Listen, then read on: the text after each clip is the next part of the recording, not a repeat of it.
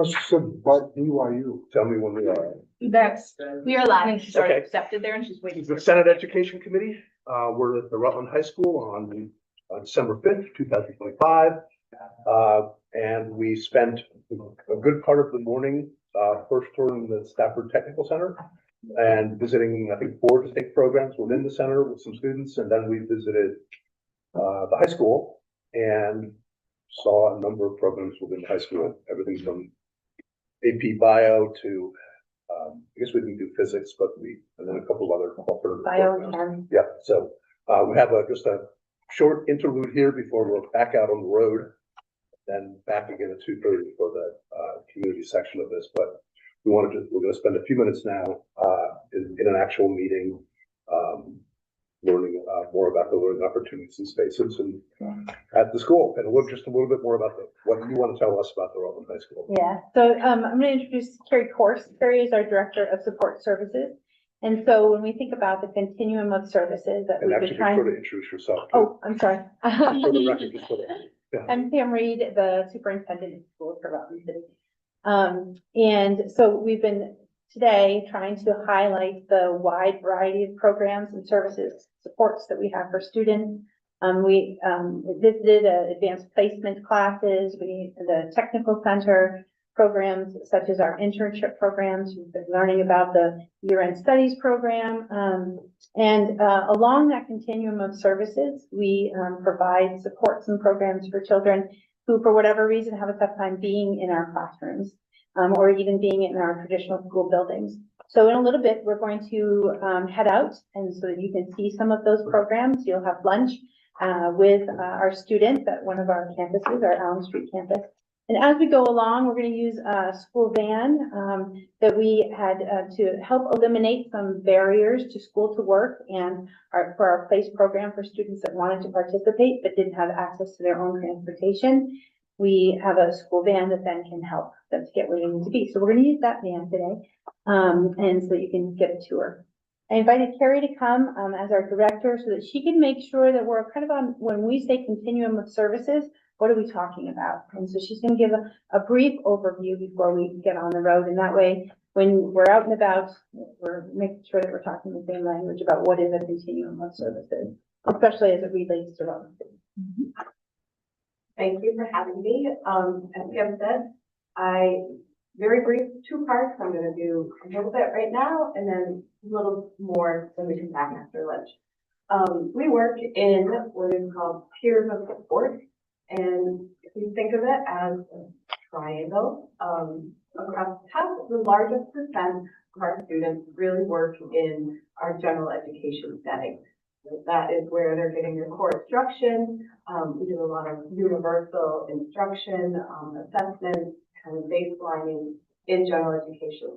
From there, we have a population of students that get some specific accommodations, whether it is through a health plan, it could be on they just need some accommodations in the classroom where they have what is called an educational support team around them. So just things that will help maintain their ability to stay in the classroom. And we have students that are on Section 504 plan as well. So those all wrap around accommodations for students to help them have access and get what they need in the classroom. And then we have some students that also require some specialized instruction. And those are our students that are on individual education plans. So when we talk about— Before you move on, how do you, within that the core program, the general education, how do you pick up or identify the students who are kind of faking it, who are kind of just going along, not really getting a lot out of it, doing well enough to make you think that they, how do you pick up those students and get them energized and get them to be, I'm speaking as one of them. So one of the things that we do, and we're working really hard at being consistent, is our universal screening. So every student will get an assessment. And so we'll look at that as classroom, we'll look at that as individual growth, and we'll look at that across the grade level and see who's kind of falling behind in those assessments. We will you know, teachers will work on it. Again, we have a tier, they have a tier 1 system where they'll work on progress monitoring in the classroom to see, there's something is a little off here, and we're gonna try to see if we can fix it. And then from there, the progress monitoring could lead to, more intervention. So, that universal screening is really important, not to discredit, teacher intuition as well. Like, sometimes we just know that somebody needs a little something more. By the way, that literacy bill that you all passed a couple of years ago, requiring that everyone do universal screenings to ensure that students are making that progress is a great tool. So, just to give you like a broad overview of what continuum service could look like, and does look like in Rutland City. We have students, so you think of it as a continuum, a line. We have students that are successful in the general ed classroom doing, you know, general ed instruction with their teachers, just them, what you would think of as a traditional classroom.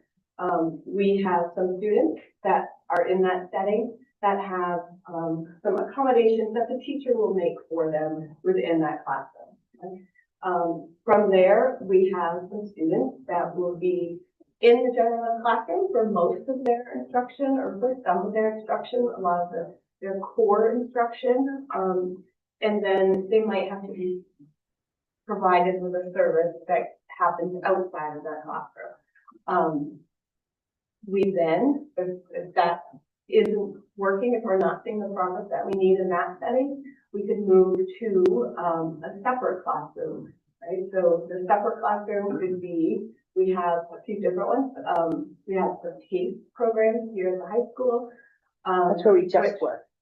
We're in Jakarta. Cindy and Karen. We have at our younger grades, we have classrooms that are focused on sensory needs. We have classrooms that are focused on behavioral needs, and they might be partly in those programs and partly in a general ed setting. Then we have some students that are solely in those specialized programs. So those are all programs in Rutland City that we have in our buildings. And then we have some specialized schools, some alternative schools that we're going to go visit. You're Allen Street, you'll have lunch at today. And then we have Pierpoint Primary Learning Center, personalized learning center, that is for our younger students. And those are alternative placements where, you know, the goal is always get back into their traditional school building. But that, for whatever brought them there, whatever needed to get them to that alternative setting, they're working on those goals to get back. And then we have students that are, have to be placed outside. So all that I mentioned so far has occurred in our buildings. We have some students that we need a higher level of care for, in which we would look at residential. Sometimes that residential is based on our school saying that we need, they need a higher level of care. Sometimes it is state-placed. So we do have students that are in both cases that are in residential. Prior to this coming here just now, I was meeting with our regional special education directors, and we once a month. I had shared with them that I was coming here, and they had very much, they wanted me to add to today's conversation. But one thing that I think is important to know is that residential facilities here in Vermont, actually, they're very limited. Some of our children sometimes get on these waiting lists because we just don't have the resources. Or the resources are in Pennsylvania, we have them in Georgia, we have them, across the country, which then increases the cost because we don't have the resources here. And it makes reintegrating them into our communities even harder when they're so far away. So what you're saying is that's kind of the most clogged part of the continuum. You don't, that part of the continuum is the problem for everyone. we, yeah, we have kids, and so then they don't fit in any of our, you know, any place on the continuum. They end up, one was just telling me today, she had somebody 2.5 years on a 2-hour tutorial because they don't have a placement for them. So, it's a real need that we have. So you do that all internally? You, was it Act 173 or BOCES? That We're going 173 now. collaborative, education services, do you? So we do all of this internally. These are all programs excluding the residential placement. These are all programs that are facilitated by Rutland City. We do have, depending on our students' needs, there are times when we have availability in our alternative programs where our surrounding partners, our surrounding schools can tuition their students to us. Okay, You had mentioned earlier that you have a very high poverty rate. Yes. So a little bit about Rutland City. I was going to start this afternoon, but I can do that now. Okay. We have about 7.5 square miles of space in Rutland City. We serve about 1,750 students currently. We have two Pre-K. primary, Pre-K through 12. it's K through 12. That's K through 12. just K through 12, Okay. yeah. We have two primary buildings that serve students grades K through 2. We have an intermediate school, which is grades 3 through 6. A middle school, grades 7 and 8. Those two buildings are attached by a catwalk. And then we have the high school, which you saw today. We currently have about 700 students. Some of those students are Rutland City residents, others are folks that tuition from school choice towns, or who are here from through the school choice, statewide school choice program. And then there's Stafford Technical Center. We have our Allen Street campus, Pure Point Personalized Learning Center, and our Grove Street. We have a poverty rate, depending on the school building, between 60 and 84%, this building being 60%. As I was mentioning earlier, there's a wide variety of reasons for that. One of which is that because we have school choice available and folks from other communities, it decreases the poverty rate because they don't have the same as Rutland City exclusively.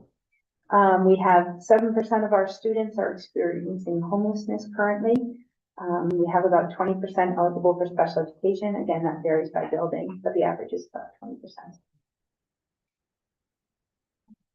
So, go ahead. Yeah, I would say if we want to, we could get on the road and go visit the different schools, the different buildings, programs. Then what we'll do after lunch, we'll come back here. Carrie did create more slides, but in thinking about time, they also give a good segue for the afternoon where you'll hear from other administrators and staff about some of the programs that Carrie mentioned and that we don't have time to visit today. So if anybody is watching, we should tell them to come back at Come back for 1:15. 1:15. Okay. Right? That's right. Thank you. Are you going to have to do it? Well, I have to leave.